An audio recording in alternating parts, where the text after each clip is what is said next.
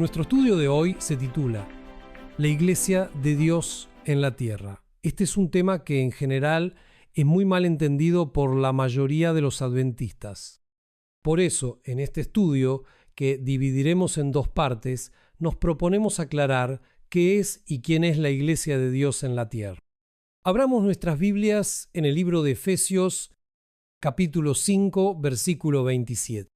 El apóstol Pablo nos habla aquí de la iglesia a través de la cual viene el Hijo de Dios.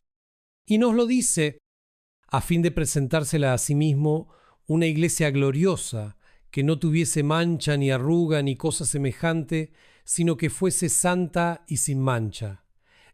Esta es la iglesia de nuestro Señor Jesucristo. Y la primera pregunta que haremos es ¿quién es la iglesia? Porque hay muchos interrogantes y dudas sobre quién es la iglesia. Y para esto también recurriremos al espíritu de profecía, para saber qué dice la inspiración. Vayamos entonces al libro de los Hechos de los Apóstoles, página 10. Desde el principio las almas fieles han constituido la iglesia en la tierra. En todo tiempo el Señor ha tenido sus atalayas, que han dado un testimonio fiel a la generación en la cual vivieron. Estos centinelas daban el mensaje de amonestación, y cuando eran llamados a deponer su armadura, otros continuaban la labor. Dios ligó consigo a estos testigos mediante un pacto, uniendo a la iglesia de la tierra con la iglesia del cielo. A la pregunta, ¿de quién es esta iglesia? Y de acuerdo con el espíritu de profecía, ¿qué podríamos responder entonces? Almas fieles. ¿Cuántas iglesias tiene Dios? Una. Y esta iglesia está formada por almas fieles. Y se nos dice al final de este pasaje que la iglesia en la tierra está unida con la iglesia en el cielo. ¿Y compuesto solo de qué? De las almas fieles. ¿Y desde cuándo tiene Dios una iglesia? En la primera frase de este pasaje se nos dice que desde el principio Dios ha tenido su iglesia en la tierra. Veamos cuál es este principio que nos dice este pasaje. Y es la Biblia la que nos lo dirá en el libro de Apocalipsis, capítulo 12, y versículos 7 al 9. Después hubo una gran batalla en el cielo. Miguel y sus ángeles luchaban contra el dragón, y luchaban el dragón y sus ángeles, pero no prevalecieron, ni se halló ya lugar para ellos en el cielo.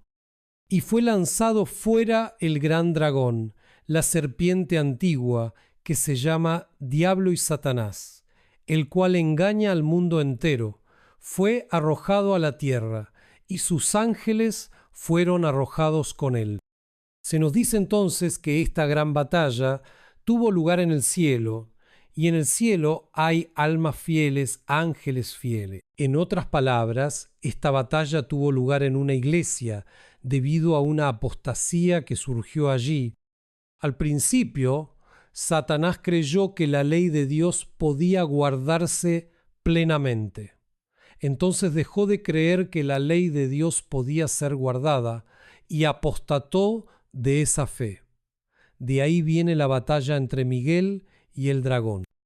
Las palabras desde el principio que leemos en los Hechos de los Apóstoles también las vemos en el libro de Génesis, capítulo 1 y versículo 1, que nos dice lo siguiente. En el principio creó Dios los cielos y la tierra. Dios creó a Adán y Eva al sexto día para llenar los lugares vacíos en el cielo. Encontramos esta afirmación en la carta, número 91 del año 1900, escrita por la mensajera del Señor. Aquí ella hace un comentario sobre Génesis, capítulo 2 y versículo 16. Leamos. Y mandó Jehová Dios al hombre diciendo: De todo árbol del huerto podrás comer, mas del árbol de la ciencia del bien y del mal no comerás, porque el día que de él comieres, ciertamente morirás. Veamos ahora el comentario de la hermana White. El propósito de Dios era repoblar el cielo con la familia humana, si se mostraban obedientes a cada una de sus palabras. Ese era el propósito. Entonces, para que Adán perteneciera a esta iglesia de Dios, ¿qué debía conservar? tendría que mantener la fidelidad, guardar los mandamientos del Señor, es decir, ser obediente. Veamos ahora lo que este pasaje nos dice en Alza tus ojos, página 26. Es el carácter, no la colocación de nuestros nombres en los libros de la Iglesia, lo que nos hace cristianos. ¿Qué manifestaciones aparecerán cuando Cristo, morando en el corazón, se refleje en los rostros de aquellos que lo aman y guardan sus mandamientos? La verdad está escrita allí. El hombre es transformado a la imagen de Cristo. Esta carta fue escrita en 1899 y aquí se nos dice que es el carácter y no tener nuestros nombres en los libros de la Iglesia lo que nos hace cristianos. Es decir, es el carácter lo que nos hace parte de la Iglesia de Dios. Y no que nuestros nombres estén registrados en los libros de la Iglesia es a través de la obediencia a los mandamientos de Dios, por el amor a nuestro Señor, por el carácter transformado y manifestando la imagen de Cristo en nuestras vidas que podemos ser parte de esta Iglesia. Veamos este otro pasaje del mismo libro. Alza tus ojos, página 103. Quienes profesan ser hijos e hijas de Dios debieran representarlo en carácter. Se nos da ahora la oportunidad de formar caracteres que nos harán idóneos para entrar en el reino de los cielos. Los que guardan los mandamientos de Dios tendrán derecho al árbol de la vida y entrarán por las puertas en la ciudad. Entonces, ¿quiénes son los que componen la Iglesia de Dios en la tierra? Él nos está diciendo aquí que son los que guardan los mandamientos de Dios. ¿Qué sucede si no guardamos los mandamientos de Dios? ¿Qué sucede si no tenemos el carácter de Dios? ¿Podemos pertenecer a la Iglesia de Dios? Por supuesto que no. Dios posee una iglesia. No es una gran catedral, ni la iglesia oficial establecida, ni las diversas denominaciones, sino el pueblo que ama a Dios y guarda sus mandamientos. Porque donde están 2 o 3 congregados en mi nombre, allí estoy yo en medio de ellos. Mateo 18, 20. Aunque Cristo esté aún entre unos pocos humildes, esta es su iglesia. Pues sólo la presencia del alto y sublime que habita la eternidad puede constituir una iglesia. Vemos en este texto que Dios tiene una iglesia, solo una iglesia, y no muchas. Y esta iglesia ha existido desde el cielo, desde el principio, como hemos visto antes, y hemos visto que esta iglesia está formada por almas fieles que guardan los mandamientos de Dios. En este pasaje aprendemos también que es fundamental para que la iglesia se constituya, que se manifieste la presencia del Santo que habita en la eternidad. Si esta presencia no se manifiesta, esta iglesia no puede constituirse. Los hombres pueden llamarla una iglesia, pero para Dios no es su iglesia, a menos que su presencia divina se manifieste en ella. Ahora veamos el libro de Génesis, las primeras reuniones de esta iglesia aquí en la tierra. Génesis capítulo 1, y vamos a leer desde el versículo 26 hasta el versículo 28. Entonces dijo Dios: hagamos al hombre a nuestra imagen, conforme a nuestra semejanza, y señoree en los peces del mar, en las aves de los cielos, en las bestias, en toda la tierra y en todo animal que se arrastra sobre la tierra. Y creó Dios al hombre a su imagen, a imagen de Dios lo creó, varón y hembra los creó.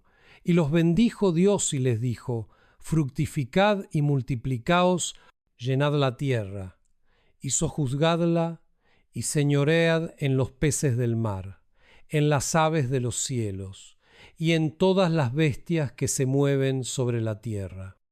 Entonces, ¿cuántos miembros de la iglesia de Dios estaban aquí? Había 2 miembros, Adán y Eva.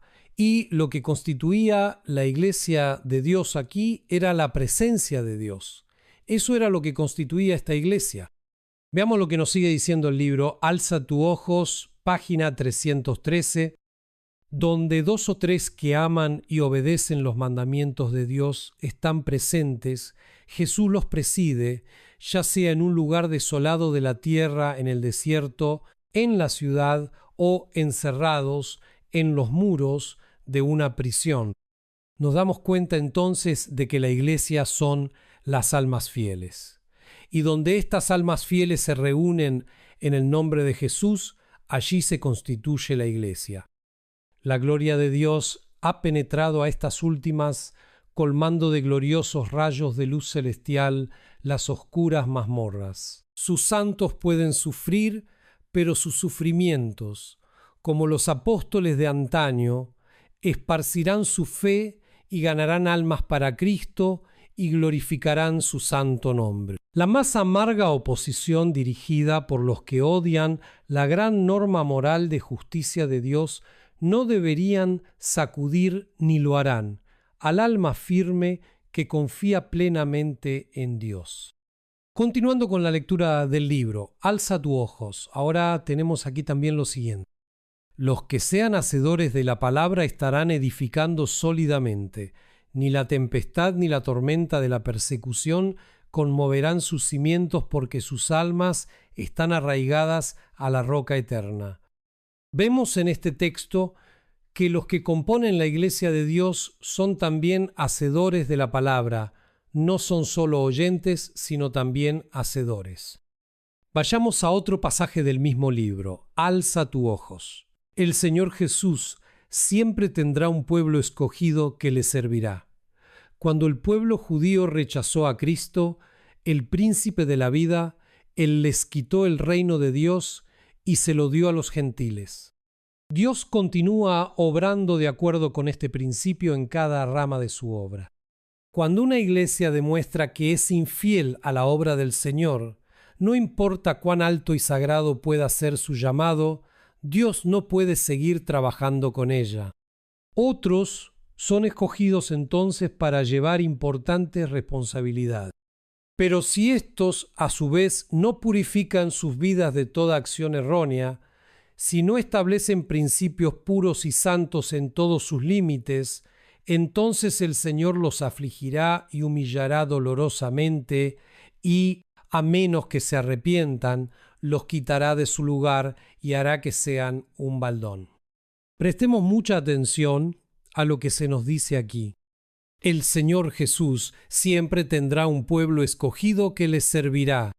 Cuando Jesús vino por primera vez tenía un pueblo que profesaba guardar la ley de Dios. Pero, ¿qué hizo este pueblo o esta iglesia? Rechazó a Cristo. Y así Cristo les quitó el reino de Dios y lo transfirió a los gentiles. De acuerdo con este pasaje inspirado, ¿puede sucedernos lo mismo a nosotros en el año 2025? Sí, porque aquí nos dice que Dios continuará obrando de esta manera con toda la rama de su obra. El principio es siempre el mismo. Cuando una iglesia demuestra que es infiel a la obra del Señor, no importa cuán alto y sagrado pueda ser su llamado. Ahora, prestemos mucha atención a lo que viene a continuación. Dios no puede seguir trabajando con ella. Entonces, ¿puede el Señor seguir trabajando con una iglesia que le es infiel, hermanos míos? Por supuesto que no puedes. Han rechazado la verdad y la presencia de Dios les ha sido quitada, por lo que Dios ya no puede trabajar con ellos. Cuando la iglesia se vuelve infiel, ¿qué hace Dios también? ¿Qué nos dicen aquí? Otros son elegidos entonces. Pregunta: ¿profesar una religión nos convierte en verdaderos miembros de la iglesia de Dios? Vayamos ahora al libro El deseado de todas las gentes, en la página 630. Mi Padre es el labrador. Todo pámpano que en mí no lleva fruto, le quitará. Aunque el injerto esté unido exteriormente con la vid, puede faltar la conexión vital. Entonces no habrá crecimiento ni frutos. Puede haber una relación aparente con Cristo sin verdadera unión con Él por la fe. Y fíjate ahora, lo que viene a continuación El profesar la religión coloca a los hombres en la iglesia, pero el carácter y la conducta demuestran si están unidos con Cristo. Es el carácter, la obediencia, la fidelidad y no solo profesar una religión lo que nos convierte en la verdadera iglesia. Si no llevan fruto, son pámpanos falsos. Su separación de Cristo entraña una ruina tan completa como la representada por el sarmiento muerto. El que en mí no estuviere, dijo Cristo, será echado fuera como mal pámpano, y se secará, y los cogen y los echan en el fuego y arden. Sigamos leyendo en el mismo libro, deseado todas las gentes, pero ahora en la página 696. Mientras se burlaban del Salvador, los hombres que profesaban ser expositores de la profecía repetían las mismas palabras que la inspiración había predicho que pronunciarían en esta ocasión. Sin embargo, en su ceguera no vieron que estaban cumpliendo la profecía. Los que con irrisión dijeron: «Confió en Dios, líbrele ahora si le quiere, porque ha dicho: soy hijo de Dios». No pensaron que su testimonio repercutiría a través de los siglos. Nótese que este pasaje nos habla del pueblo judío, de la iglesia judía. Y el pueblo judío todavía se considera a sí mismo, hasta el día de hoy, como el pueblo elegido de Dios. Pero veamos lo que dice aquí. Sin embargo, en su ceguera, no vieron que estaban cumpliendo la profecía. Estaban cumpliendo la profecía y no se estaban dando cuenta de que la estaban cumpliendo, pero estaban en el lado equivocado. Y la Biblia dice que el Israel espiritual también caería en la apostasía. Desafortunadamente, y en su ceguera espiritual, no pueden ver, como el pueblo judío, que están cumpliendo la profecía, pero también en el lado equivocado. Leamos algunos pasajes más del libro, El deseado de todas las gentes, para que este tema se aclare aún más.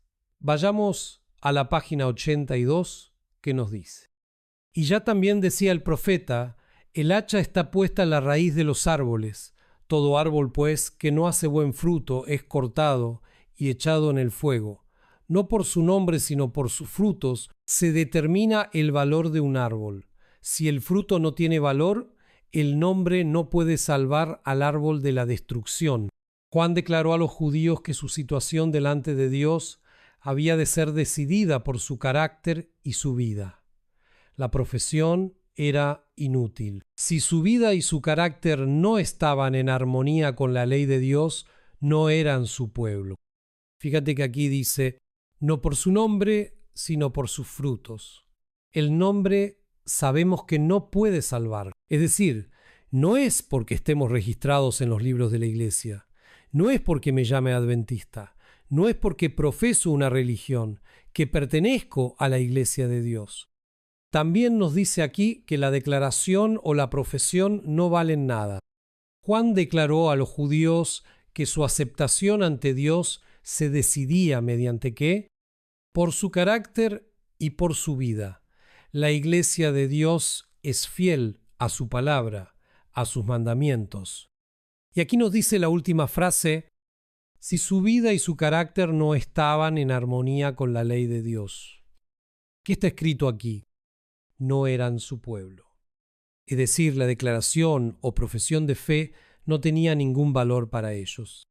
Hoy podemos ver que en el adventismo actual muchas apostasías han sido introducidas, se respira apostasía en ese ambiente. Y un ejemplo de las muchas apostasías que se han infiltrado y que muchos ministros están predicando es que no puedes alcanzar la perfección. Y lo que dicen cuando afirman tal posición es que la ley de Dios no se puede cumplir. Por lo tanto, Dios nos está pidiendo algo imposible. Y esto es predicado por el pastor Alejandro Bullón, por su hijo y por muchos otros. Vayamos al siguiente pasaje. Hay quienes durante toda la vida han profesado conocer a Cristo y sin embargo no han hecho nunca un esfuerzo personal para traer siquiera un alma al Salvador. Dejan todo el trabajo al predicador. Tal vez él esté bien preparado para su vocación, pero no puede hacer lo que Dios ha dejado para los miembros de la iglesia. ¿Cuántos de los que se llaman a sí mismos adventistas nunca han hecho un esfuerzo personal para guiar a una sola persona al Salvador? Yo, por desgracia, conozco a muchos. ¿Y pueden ser parte de la Iglesia de Dios? Obviamente no pueden, porque si tuvieran el Espíritu de Cristo, irían a preocuparse por las almas que perecen en el error y llevaría al Salvador. Así como la luz y la vida de los hombres fue rechazada por las autoridades eclesiásticas en los días de Cristo, ha sido rechazada en toda generación sucesiva.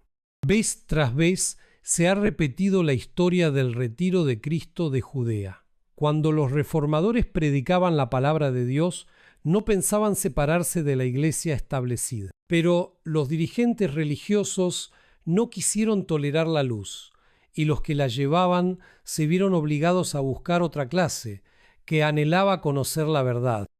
¿Tenían los reformadores entonces alguna idea de separarse de la iglesia establecida?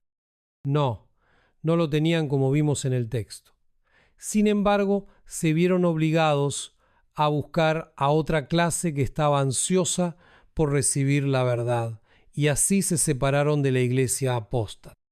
En nuestros días, pocos de los que profesan seguir a los reformadores están movidos por su espíritu. Pocos escuchan la voz de Dios y están listos para aceptar la verdad en cualquier forma que se les presente.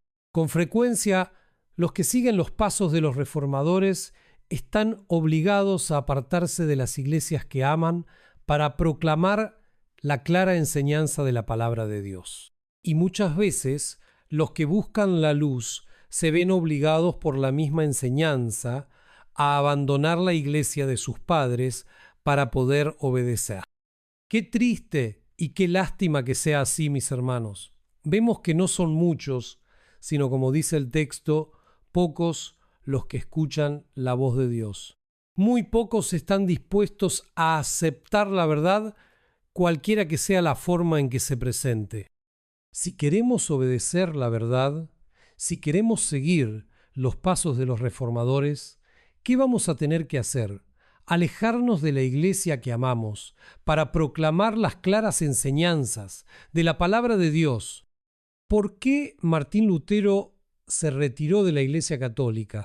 Porque se dio cuenta de que la iglesia católica era apóstata y que no seguía lo que estaba escrito en las Escrituras. Y también porque Martín Lutero no podía predicar la sana doctrina dentro de una iglesia apóstata. Te hago una pregunta. Los predecesores de la Iglesia Católica, antes de que ésta se uniera al Estado, antes de que éste se uniera con Constantino, con Clodoveo, y en el año 538, cuando se entregaron a las leyes del Estado en toda su plenitud, ¿cómo era esta iglesia antes de estas situaciones? Era una iglesia pura que venía con las directrices de los apóstoles. Pero entonces, ¿qué ha pasado con esta iglesia? Se corrompió con el paganismo y con el Estado. Entraron herejías, tradiciones y falsos cultos. ¿Qué quiso hacer Martín Lutero en primer lugar? Él fue a reformar a la iglesia, pero ¿tuvo algún éxito en tratar de hacer esta reforma dentro de la iglesia católica? No, no lo consiguió, no pudo hacerlo. Entonces, ¿qué ha tenido que hacer? ¿Abandonar la iglesia apóstata? Le hago una pregunta. ¿Cuál era la iglesia de Dios? ¿La de Martín Lutero o la de los que estaban en la iglesia católica? La de Martín Lutero, sin duda, pero ¿qué se vio obligado a hacer? Salir. Pero Martín Lutero quería irse, por supuesto que no. Amaba la iglesia y quería proclamar la verdad dentro de su iglesia. Pero ¿permitieron que Martín Lutero proclamara la verdad dentro de la iglesia? No. Por el contrario, fue excomulgado. ¿Y qué le sucede hoy a las personas que están dentro de la corporación adventista y se les están abriendo los ojos, ¿cree usted que pueden permanecer dentro de una iglesia apóstata y predicar la verdad presente? Claro que no. Terminan siendo excomulgados como Martín Lutero y como todos los demás reformadores. Esto es precisamente lo que nos dice el texto. ¿Y sabes cuál fue el acto más grande que hizo Martín Lutero? Algunos incluso pueden responder. La traducción de la Biblia al alemán, otros responderían a las 95 tesis, clavadas en la puerta de la iglesia de Wittenberg. Todos estos actos fueron muy importantes, pero el más grande de todos lo veremos en el libro Estudios de Educación Cristiana del Dr. Sunderland. Y nos habla aquí, en la página 14. Lutero y Melanchthon, los grandes reformadores del siglo XVI, comprendieron claramente que era imposible una reforma religiosa permanente sin una educación cristiana. Así, no solo se protegieron contra las doctrinas del papado, sino que también desarrollaron un vigoroso sistema de escuelas cristianas. Entonces, ¿cuál fue el golpe más duro que Martín Lutero asestó a la iglesia que amaba? Establecer un sistema vigoroso de escuelas cristianas protestantes. Luego de estas escuelas protestantes salieron predicadores que predicaron la verdad a todo el mundo. Volvamos de nuevo al pasaje anterior. El deseado de todas las gentes, página 199. Los que siguen los pasos de los reformadores están obligados. ¿A qué? A apartarse de las iglesias que aman para proclamar la clara enseñanza de la palabra de Dios. ¿Por qué muchos que quieren vivir la verdad presente, pura y genuina se alejan de la iglesia corrupta y apóstata? Porque se dan cuenta de que allí no pueden obedecer y predicar la verdad. Porque si pudieran obedecer la verdad allí, y si la verdad se enseñara allí, y si practicaran esta verdad, no habría necesidad de salir de allí. Ahora veamos lo que nos dice aquí. Nuestra situación delante de Dios depende no de la cantidad de luz que hemos recibido, sino del empleo que damos a la que tenemos. Así, aun los paganos que eligen lo recto en la medida en que lo pueden distinguir, están en una condición más favorable que aquellos que tienen gran luz y profesan servir a Dios, pero desprecian la luz y por su vida diaria contradicen su profesión de fe. De este pasaje, ¿quién está más cerca de pertenecer a la iglesia de Dios? Los paganos, que prefieren la ley. Leamos ahora el libro Mensajes Selectos, tomo 3, página 441. Dios tiene hijos, muchos de ellos en las iglesias protestantes, y un gran número en las iglesias católicas que están más listos a obedecer la luz y hacer lo mejor que ellos saben que una gran cantidad de adventistas que guardan el sábado pero que no andan en la luz. El Señor hará que el mensaje de luz sea proclamado, que los protestantes sean amonestados y despertados al verdadero estado de cosas, y a considerar el valor del privilegio de la libertad religiosa del cual han gozado por mucho tiempo. Y estos hijos que Dios tiene en estas iglesias, ¿a dónde irán? ¿A dónde debemos llevarlos? Aquí se nos dice claramente que son más fieles en obedecer la luz, de acuerdo con su conocimiento, que un gran número de adventistas que guardan el sábado, que no caminan en la luz. ¿Creen ustedes que podríamos llevarlos a una iglesia que está en profunda apostasía y que profesa ser la iglesia establecida por Dios, pero que por sus obras y falsas doctrinas niega al Dios verdadero? Fíjate en lo que dice la mensajera del Señor sobre este tema en el libro. Primeros Escritos, página 261. Vi que Dios tiene hijos sinceros. ¿Entre quiénes? Entre los adventistas nominales y las iglesias caídas, y antes que sean derramadas las plagas, los ministros y la gente serán invitados a salir de esas iglesias y recibirán gustosamente la verdad. Satanás lo sabe, y antes que se dé el fuerte pregón del tercer ángel, despierta excitación en aquellas organizaciones religiosas a fin de que los que rechazaron la verdad piensen que Dios los acompaña. Satanás espera engañar a los sinceros e inducirlos a creer que Dios sigue obrando en favor de las iglesias. Pero la luz resplandecerá y todos los que tengan corazón sincero dejarán a las iglesias caídas y se decidirán por el residuo. Como vemos aquí en este pasaje inspirado, tanto los hijos de Dios que están en las iglesias caídas, como también los adventistas nominales honestos que están en la corporación adventista apóstata, abandonarán estas instituciones antes de que las plagas sean derramadas, porque si no lo hacen, será demasiado tarde para ellos. ¿Por qué? ¿Por qué no prestaron atención al mensaje del segundo ángel que dice: «Salid de ella, pueblo mío»? Veamos otro pasaje del mismo libro, Primeros Escritos, pero ahora en la página 124, me fueron mostrados aquellos que creen poseer el último mensaje de misericordia y la necesidad que tienen de estar separados de los que están bebiendo diariamente nuevos errores. Vi que ni los jóvenes ni los ancianos debían asistir a sus reuniones, porque es malo alentarlos así mientras enseñan el error que es veneno mortal para el alma y mientras presentan como doctrinas los mandamientos de los hombres. La influencia de tales reuniones no es buena. Si Dios nos ha librado de tales tinieblas y error, debemos destacarnos firmemente en la libertad con que nos emancipó y regocijarnos en la verdad. Dios siente desagrado hacia nosotros cuando vamos a escuchar el error, sin estar obligados a ir, porque a menos que nos mande a aquellas reuniones donde se inculca el error a la gente por el poder de la voluntad, no nos guardará.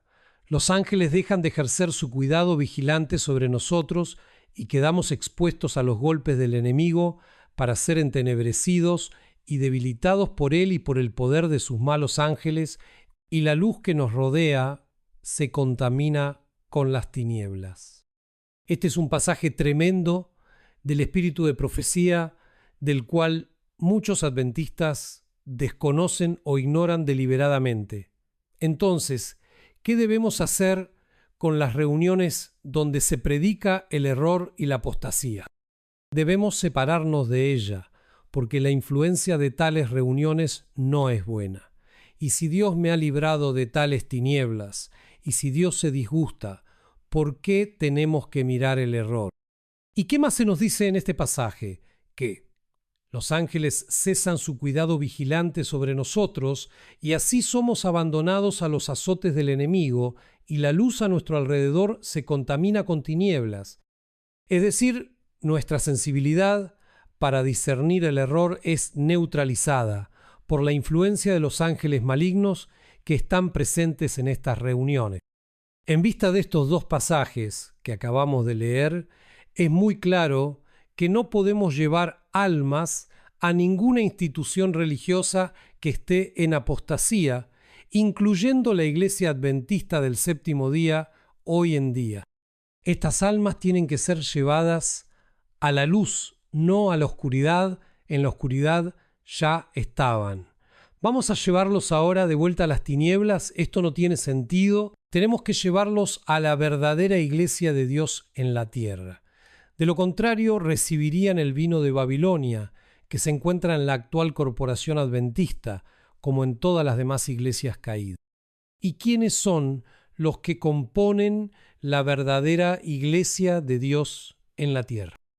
Recuerden siempre el texto en el libro Hechos de los Apóstoles, que leímos al principio. Las almas fieles han constituido la iglesia en la tierra. Tomemos ahora el ejemplo de Jesús. ¿En el tiempo de Jesús había una iglesia establecida o no? Sí, tenía. ¿Y cómo se llamaba esta iglesia? La iglesia judía. Pero las almas fieles que estaban fuera, ¿a dónde las llevó Jesús? Él los atrajo hacia él. ¿Pero por qué no los llevó a la iglesia judía? Porque estaba en apostasía. ¿Y puede una iglesia que está en apostasía trabajar para Dios? Claro que no. Entonces, ¿podemos llevar a algunos de estos nuevos conversos a una iglesia que está en apostasía? Por supuesto que no. ¿Y a dónde debemos llevarlos? ¿Dónde se predica la verdad en su totalidad? ¿Y qué es una iglesia? La presencia de lo alto y sublime es lo que constituye una iglesia, como ya hemos leído. Estos pasajes son de suma importancia, mis hermanos. Veamos ahora si es tan fundamental e imperativo que los hijos de Dios deban tener un templo hecho por manos humanas para adorar al Señor.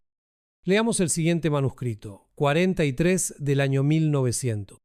Y la sierva del Señor nos dice así: Dios tenía una iglesia cuando Adán, Eva y Abel aceptaron y aclamaron la alegría de la buena nueva de que Jesús era su Redentor. Ellos se dieron cuenta entonces, tan plenamente como nosotros nos damos cuenta ahora, de la promesa de la presencia de Dios en medio de ellos.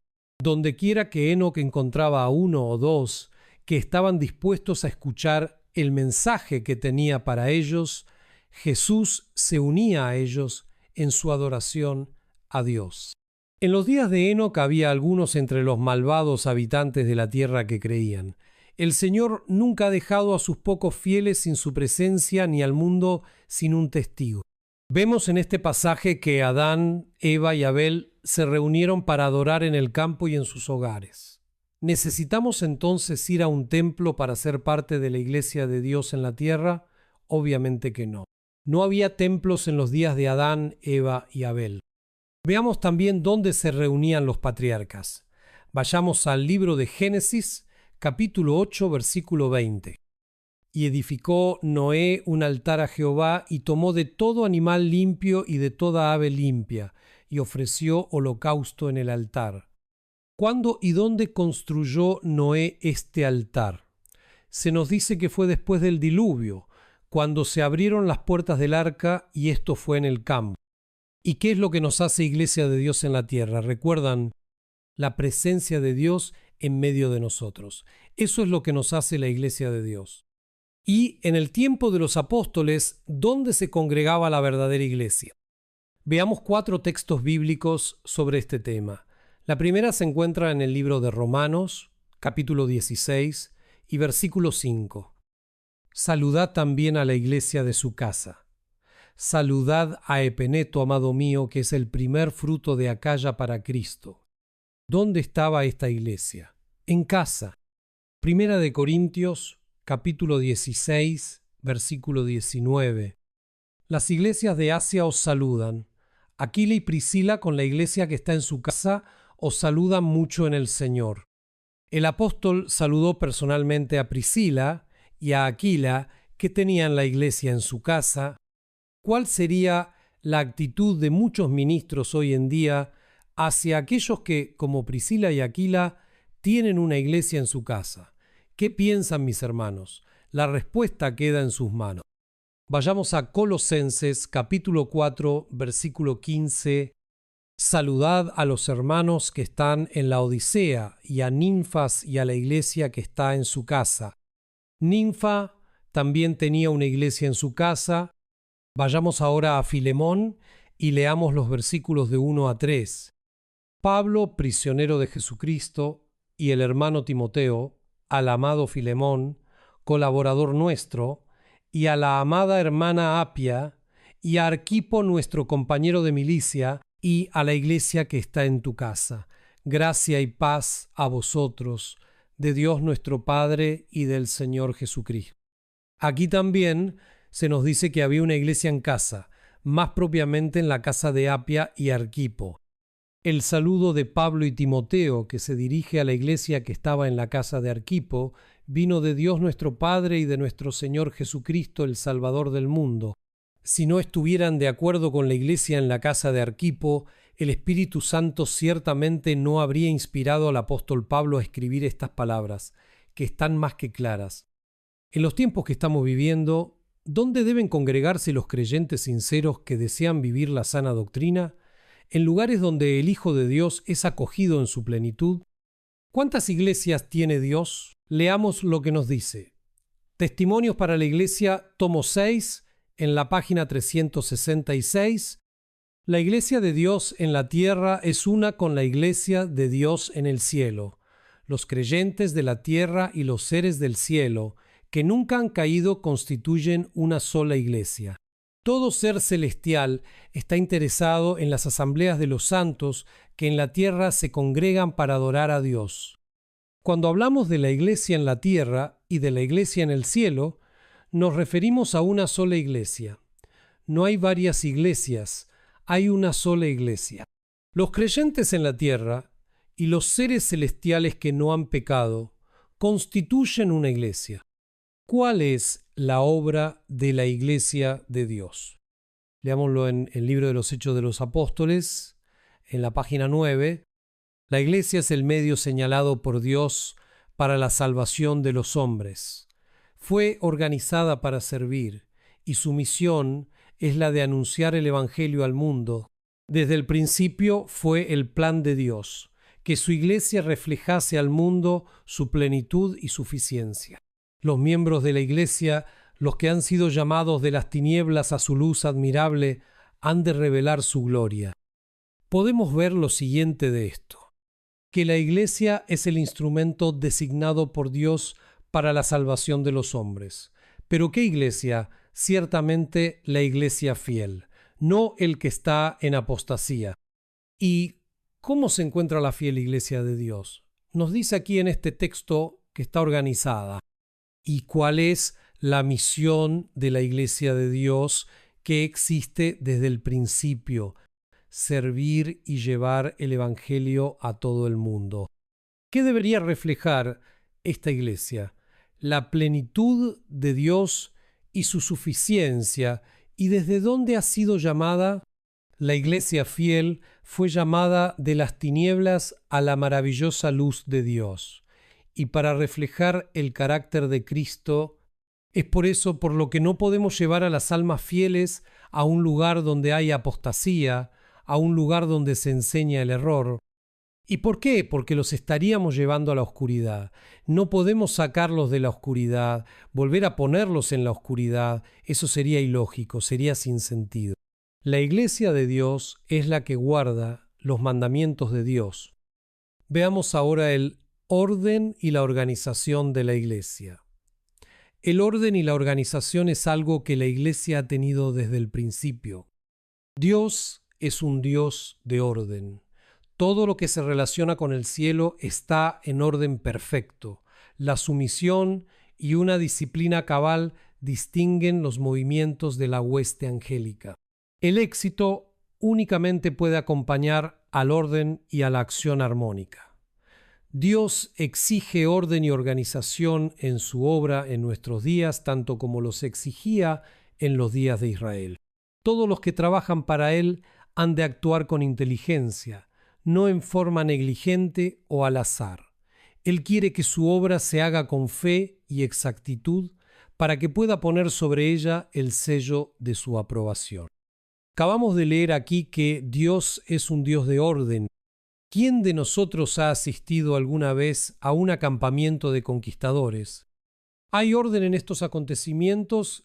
Lo que existe es confusión total, gritos, emoción, competición, vanidad, una rebelión total contra los principios celestiales. Sin embargo, la palabra inspirada dice: hay un orden perfecto en el cielo, y eso es lo que Dios requiere de su Iglesia, orden y método de organización, porque sólo entonces la Iglesia avanzará con fe y precisión. En un lugar donde hay desorden, donde hay gritos, emoción, tradiciones paganas, bailes, teatro, deportes, falsas enseñanzas y doctrinas erróneas, la presencia de Dios no puede manifestarse, es imposible. Ejemplo de orden y organización. Los ángeles trabajan en forma armoniosa. Un orden perfecto caracteriza todos sus movimientos. Cuanto más de cerca imitemos la armonía y el orden de la hueste angelical, más éxito tendrán los esfuerzos de estos agentes celestiales en nuestro favor. Los que tienen la unción de lo alto estimularán el orden, la disciplina y la unidad de acción, y entonces los ángeles de Dios podrán cooperar con ellos. Pero nunca, nunca estos mensajeros celestiales respaldarán la irregularidad, la desorganización y el desorden. Todos estos males son el resultado de los esfuerzos de Satanás para debilitar nuestras fuerzas, para destruir nuestro valor y para impedir el éxito de la acción. ¿Pueden entonces los ángeles soportar el desorden? Nunca. Continuando con ejemplos de orden y organización, podemos leer en el libro Nuestra elevada vocación, página 232, lo siguiente. Hay orden en el cielo. Hay reglas y disposiciones que gobiernan a todas las huestes celestiales. Todos se mueven en orden. Allí todo está limpio y en perfecta armonía. Y todo aquel que sea contado digno de entrar en el cielo tendrá que estar cabalmente disciplinado y sin mancha o arruga de ninguna clase. Las personas incultas ahora tienen manchas y arrugas sobre ellas. Apresúrense a comenzar la obra de limpiarse a sí mismos de toda contaminación de la carne y del espíritu, perfeccionando la santidad en el temor del Señor. De este texto podemos extraer 4 conclusiones. Primero, en la Iglesia de Dios hay reglas y regulaciones. Segundo, todos se mueven en orden. Tercero, todo está limpio y perfecto. Y cuarto, para entrar al cielo debemos tener esta práctica en la tierra, ser disciplinados y sin ninguna mancha. ¿Qué exige Cristo de su Iglesia? Cristo quiere que estén representados en su Iglesia, en la tierra, el orden celestial, el plan de gobierno celestial, la armonía divina del cielo. Así queda glorificado en los suyos. Mediante ellos resplandecerá ante el mundo el sol de justicia con un brillo que no se empañará. Cristo dio a su Iglesia amplias facilidades a fin de recibir ingente rédito de gloria de su posesión comprada y redimida. Ha otorgado a los suyos capacidades y bendiciones para que representen su propia suficiencia. La Iglesia dotada de la justicia de Cristo es su depositaria, en la cual las riquezas de su misericordia y su gracia y su amor han de aparecer en plena y final manifestación.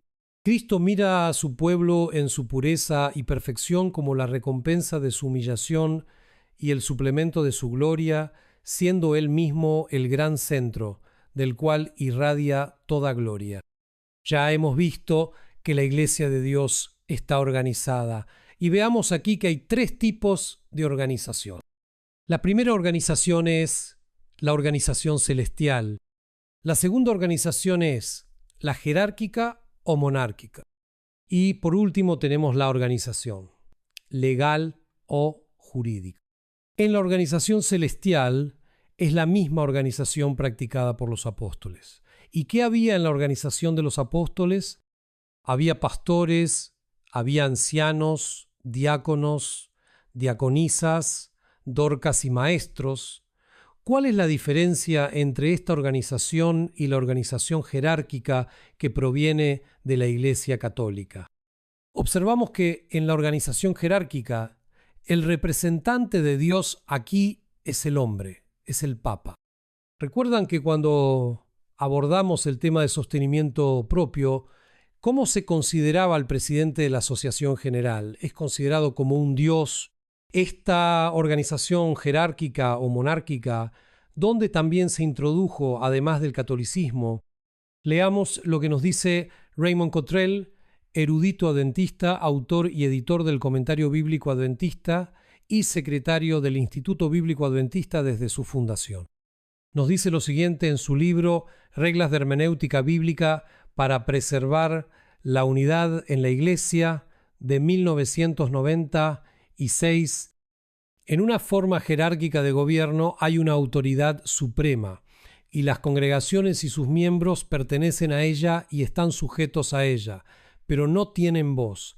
Esta autoridad suprema es la Iglesia, las personas mismas, es decir, los miembros no son la Iglesia, sino que pertenecen a ella como objetos a un monarca absolutista que gobierna por derecho divino. Aquí nos está diciendo que funciona como una monarquía absoluta y considera que esta es la voluntad divina, que es al fin y al cabo una verdadera blasfemia, pero así es como realmente funciona la corporación adventista actual. Continúa diciendo: la autoridad fluye desde la máxima autoridad hasta las congregaciones locales y los miembros individuales, y los líderes gobiernan la Iglesia. La Iglesia Católica Romana es el principal ejemplo de esta forma de gobierno. El Papa y la Curia Romana son la autoridad suprema. En la Iglesia Adventista del Séptimo Día, la Conferencia General es esta autoridad. La forma jerárquica de gobierno es incompatible con el concepto de siervo líder del Evangelio y el sacerdocio de todos los creyentes de la Reforma Protestante. Solo las iglesias católica romana y adventista del Séptimo Día se pueden calificar como jerarquías. Miren, con lo que este hombre compara la Asociación General de los Adventistas del Séptimo Día. Lo compara con el sistema papal y la curia romana, que tienen la autoridad suprema. Él no está diciendo ninguna mentira. Esta es la pura verdad. Pero desafortunadamente muchos adventistas no abren los ojos y muchos no quieren ver. ¿Puede Dios manifestarse en una institución religiosa como la actual Corporación Adventista que siegue el modelo organizativo del papado? No, en absoluto. La organización adventista corporativa se convirtió en una copia fiel de la jerarquía católica. Ahora tenemos aquí en nuestro lado derecho la organización legal o jerárquica. Vea lo que existe aquí en la organización legal. Tenemos la junta directiva y en esta junta directiva, ¿qué tenemos? Tenemos un presidente, un vicepresidente, un secretario y un tesorero. Estos 4 órganos celebran asambleas generales. Esta es la organización legal, también conocida como la organización jerárquica. De estas 3 organizaciones les pregunto, ¿cuál es la organización de Dios? Por supuesto responderás que es la primera, y esta organización celestial es, al fin y al cabo, la Iglesia de Dios en la tierra. Como podemos ver en esta diapositiva, en el año 323 DC, Constantino une la Iglesia con el Estado. En el año 508, el rey Clodoveo de Francia también une la Iglesia con el Estado. En 538, el papado se constituyó plenamente, así como la unión de la Iglesia y el Estado, y fue precisamente en esta fecha de 538 cuando comenzó la profecía de los 1260 años de supremacía papal. Aquí, en este mismo tipo de organización, se formará la imagen de la bestia, que es lo mismo que la unión de la Iglesia y el Estado, que se nos relata en Apocalipsis 13. Aquí podemos ver que la Iglesia Adventista está haciendo ¿qué? Se están convirtiendo en parte de la imagen de la bestia. Mis hermanos, abramos los ojos. No sé si algunos de ustedes han oído hablar del pastor adventista Bert Beach. Este pastor adventista entregó en mayo de 1977 al Papa Pablo VI una medalla de oro. Aquí está la evidencia de lo que estamos diciendo. La revista adventista del 3 de junio de 1993 trae este informe con las fotos de esta medalla de oro. No somos nosotros los que estamos inventando. Siempre tratamos de documentar todo lo que decimos. Sobre este tema leamos el libro de Ezequiel en el capítulo 16, versículo 33, para saber lo que él nos dirá acerca de estos actos abominables. A todas las rameras les dan dones, mas tú diste tus dones a todos tus enamorados, y les diste presentes para que de todas partes se llegasen a ti en tus fornicaciones. ¿Quién hizo esto? Esta iglesia, esta gente que está dando regalos a sus amantes. Veamos lo que Dios va a hacer con esta iglesia ramera, esta iglesia apóstata. Versículo 36. Así ha dicho Jehová el Señor: por cuanto han sido descubiertas tus desnudeces en tus fornicaciones, y tu confusión ha sido manifestada a tus enamorados y a los ídolos de tus abominaciones, y en la sangre de tus hijos, los cuales les diste. Dios va a revelar estas abominaciones. Él va a revelar todo lo que ella está haciendo. ¿Y quién va a revelar estas abominaciones? ¿Recuerdas lo que le pasó a la Iglesia Católica apóstata? ¿Quién reveló las abominaciones de la Iglesia Católica? Martín Lutero y otros reformadores. ¿Y por dónde empezaron? Comenzaron dentro de la Iglesia Católica y luego dejaron esta institución apóstata y continuaron la reforma fuera de ella. Hay algo que despierta mucha atención en mí, mis hermanos. Es que muchos abandonan la corporación adventista, que está en profunda apostasía, y se van al movimiento de reforma adventista, pero no son una excepción a la regla, mis hermanos. Ellos también están en profunda apostasía. Y Dios tampoco está en medio de ellos, porque son como los ciegos que no quieren ver, no quieren reconocer, no quieren aceptar. Están cumpliendo la profecía, pero la están cumpliendo en el lado equivocado, como leemos en el libro El deseado de todas las gentes.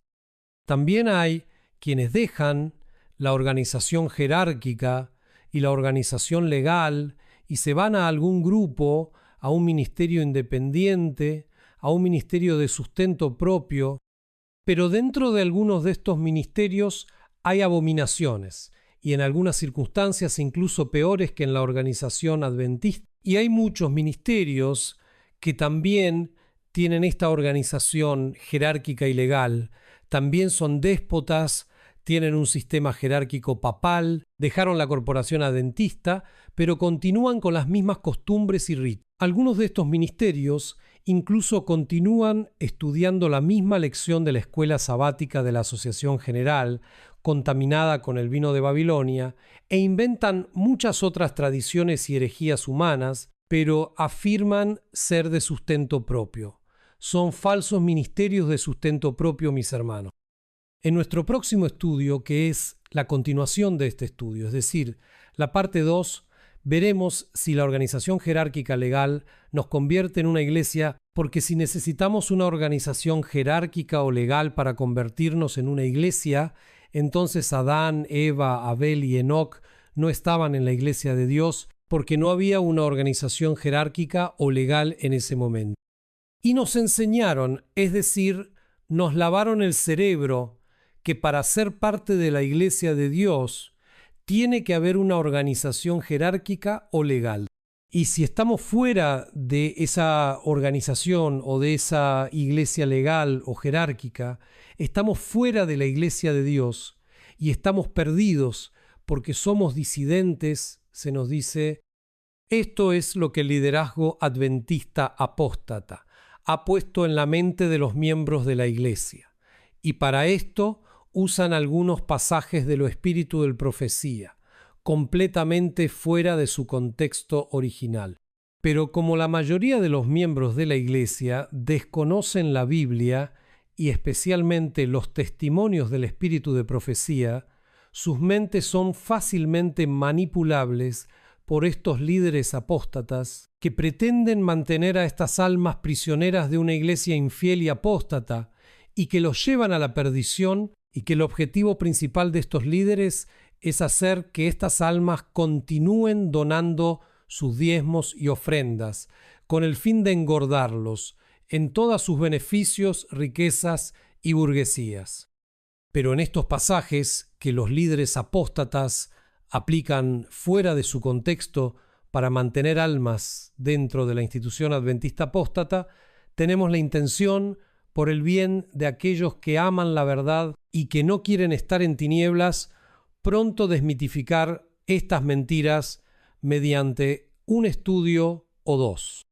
Con este estudio observamos que desde Adán hasta el fin de los tiempos, Dios siempre ha tenido una iglesia, y esta iglesia son las almas fieles de Dios de todos los tiempos. También hemos visto que lo que hace que una iglesia sea la iglesia de Dios no es el nombre de una denominación, no es una organización legal ni jerárquica. Lo que hace que una iglesia sea de Dios es la presencia de lo alto y sublime. También observamos que la iglesia fiel de Dios son los que guardan sus mandamientos, los que viven la verdad, los que están en la luz y no en las tinieblas.